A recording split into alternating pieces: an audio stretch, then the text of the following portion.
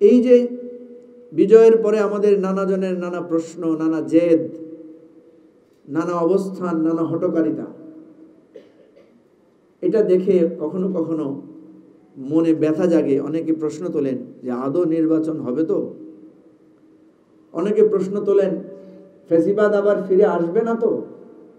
অনেকে শঙ্কায় থাকেন সীমান্তের ওপারে গিয়ে যারা জড়ো হচ্ছে, যারা নানা ধরনের হুমকি প্রদর্শন করছে, যারা নানা ধরনের আস্ফালন করছে, তারা আবার প্রতিশোধ স্পৃহা নিয়ে আমাদের উপর ঝাঁপিয়ে পড়বে না তো?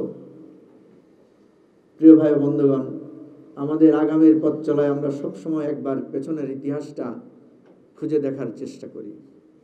ইতিহাস বলে যারা বিজয়ী হয়েছে তারা যদি নিজেদের বিজয়কে সংহত করতে না পারে, সুসংহত করতে না পারে, তাহলে তাদের ভেতরকার অন্তর্দ্বন্দ্ব, অন্তঃকন্দল, তাদের ভেতরকার অন্তর্দাহ আরেকটি বেদনাদায়ক ইতিহাস সৃষ্টি করে। আপনারা ইতিহাসের পাতায় পাতায় এই ধরনের বিশ্বাসঘাতকতা, এই ধরনের ভুল, এই ধরনের অপরিণামদর্শী কার্যক্রমের নানা স্মৃতি, নানা চিহ্ন আপনারা খুঁজে পাবেন। সেজন্য আমরা বারবার সতর্ক করছি। আজকে এখানে স্পষ্টভাবে বলছি, কারো জেদ এবং হঠকারিতায় গণতন্ত্রের পথ যদি বিপন্ন হয়, আমরা যত বড় দল হই বা ছোট দল হই, স্পষ্ট করে বলছি, আপনাদের নামও ফ্যাসিবাদীদের পাশে ইতিহাসে লেখা থাকবে। আমাকে অনেকে প্রশ্ন করে যে আপনি বলেছেন হেলিকপ্টার রেডি রাখার জন্য, অনেকে বলেছেন আপনি আরেকটি গণ অভ্যুত্থানের কথা বলেছেন। হ্যাঁ, আমরা বলেছি। সেই গণ অভ্যুত্থান মানে এটা নয় যে পরাজিত ফ্যাসিবাদীদের ফিরে আসা। সেই গণ অভ্যুত্থান মানে হচ্ছে আমাদের রক্তের উত্তরাধিকাররা আবার রাজপথে আসবে। সেই গণ অভ্যুত্থানের মানে হচ্ছে আবু সাঈদের রক্তে যেদিন মানুষ জেগে উঠেছিল, আবু সাঈদের ওই প্রসারিত হাত দেখে যারা রাজপথে নেমে এসেছিল, যেই মুগ্ধের ছটফট করে মৃত্যু যন্ত্রণা দেখে যারা বাংলাদেশের বন্ধু হয়ে আমাদের পাশে এসে দাঁড়িয়েছিল, তারা আবার আসবে। তারা আবার এসে দাঁড়িয়ে বুক ফুলিয়ে বলবে, লাখো শহীদের রক্তে কেনা তোমাদের কোনো বাপের দেশ এটা না।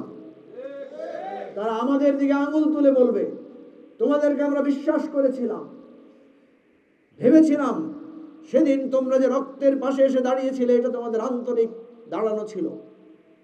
তোমাদের এই দাঁড়ানোর পিছনে যে একটা ক্ষমতা লিপ্সা ছিল, তোমাদের এগিয়ে আসার পেছনে যে একটা ক্ষমতার দ্বন্দ্ব ছিল, সেটা আমরা বুঝতে পারি না।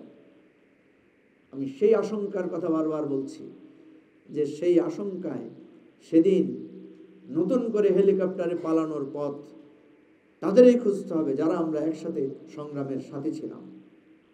প্রিয় ভাই বন্ধুগণ, আমাদের সাধারণ সম্পাদক যে কথাটা বলেছেন, আমরা বারবার সে কথাটা বলেছি যে আমরা প্রচুর আলোচনা করেছি, যুক্তি তুলে ধরেছি, নানা সাংবিধানিক মারপ্যাচের আলোচনা করেছি। এটা প্রমাণিত হয়েছে যে এই রাষ্ট্রের সমাধান শুধু আমাদের ওই কাগজে লেখা সংবিধানের মধ্যে খুঁজলেই পাওয়া যাবে না। আমরা তো পাই নাই। শেখ হাসিনা আমাদেরকে সংবিধান দেখিয়ে দেখিয়ে যতগুলো কাজ করেছেন, প্রত্যেকটার পরতে পরতে সংবিধান লঙ্ঘন করেছেন তিনি। আমাদের সংবিধানে কি ভাই আগের দিনের রাতের ভোট করার কোনো বিধান আছে? ছিল?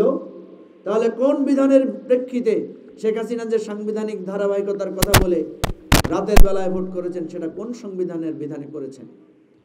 তিনি যে শত শত মানুষকে গুম করেছেন, নিশ্চিহ্ন করে ফেলেছেন, সন্তানের চোখের পানির সামনে তার হাহাকার হয়ে একটা পরিবার ধ্বংস হয়ে যাওয়ার ইতিহাস রচনা করেছেন, সেটা কোন সংবিধান বা গণতন্ত্র বা মানবতার ভিত্তিতে করেছেন? আমরা সেটাকে উদাহরণ হিসেবে পেশ করতে চাই না। আমরা শুধু বলতে চাই যে গণ অভ্যুত্থান আমাদের সমস্ত জেদ, সংবিধানের ধোঁকা, সবকিছুকে মারিয়ে একটা গণ ঐক্যের স্ফুরণ ঘটিয়েছিল।